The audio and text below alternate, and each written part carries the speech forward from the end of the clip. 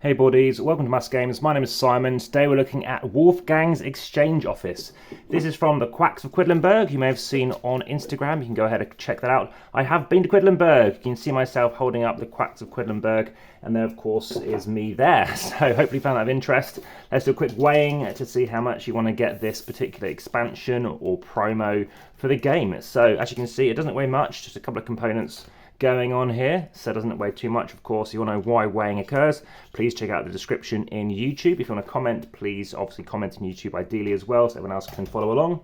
And yeah, let's talk about setting up the game.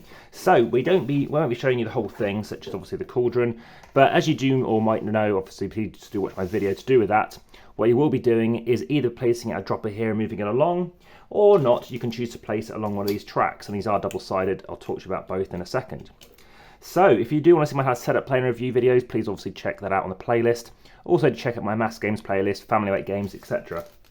So place your test tube stand, consisting of two parts, in the middle of the table. So you will take your own one and place it perhaps below the cauldron. It's a good idea. And then you're going to take your dropper. So your dropper is a nice little, obviously, droplet. And you're going to place on each, everyone's going to place it on here as well. So you're going to have one, obviously, between everybody, but for now, let's leave it under here. But you're just going to have one of these between everybody, so that's going to go somewhere in the centre of the table. But for now, like I said, it looks cosmetically nice here. And it's all going to go on this location, the first position there. So everyone's got their tokens on here. And whenever it's your turn to move a drop forward in the course of the game, either with a fortune-telling card, a chip action, or by paying 2 rubies, you can decide which of your 2 drops you want to move. And obviously, it's going to go forward. And if you wish to, of course, move it this way along, you can, of course, choose to do so.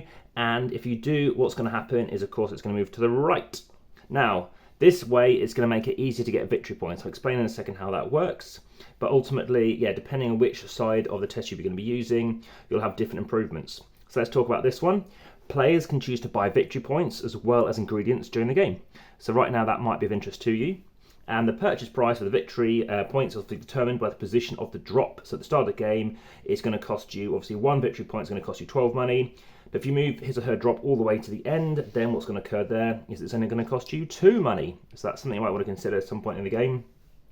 And a player can buy any number of victory points during a round if they have got enough money. Now, if you want to switch this over, we have another thing going on here. So if you want to use this one instead, the way that's going to work is, of course, it's going to start over here.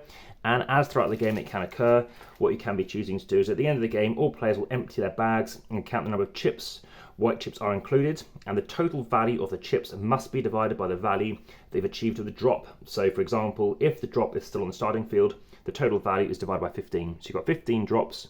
Obviously, you're going to get, 15 tokens, you'll get 1 victory point. So obviously, if you've got loads of chips, so let's say you've got 20 chips, then you're going to divide it by 2, you're going to get yourself 10 victory points. So here you're going to get 1, here you're going to get 10. That is something you might want to consider doing. And that's it. I give my rating a 7 out of 10. I think it's very interesting. I have played all the expansions, everything else to do with Wolfgang's Workshop, and of course Quacks of Quedlinburg. I've played all the boards, and like I said, I did find it very interesting. I like to play with it if I can, typically, to be honest. I think it's a nice thing to mix up into the game. As you can see, everything does fit in here. And as you might have noticed, this is the German edition. I think the art is the same, but the pieces, those pieces per player, are more metallic. You might notice it's a slightly better colour scheme than you might find in the obviously the English language one. So I do recommend you check out this version instead. Obviously, I've sleeved the cards and put out the English language text as needed. So I hope you found them of interest. Please let me know. As always, like I said, you can support the channel via Patreon, via Linktree as well. You can find in the description. You can also go through to Instagram, over 2,400 posts currently.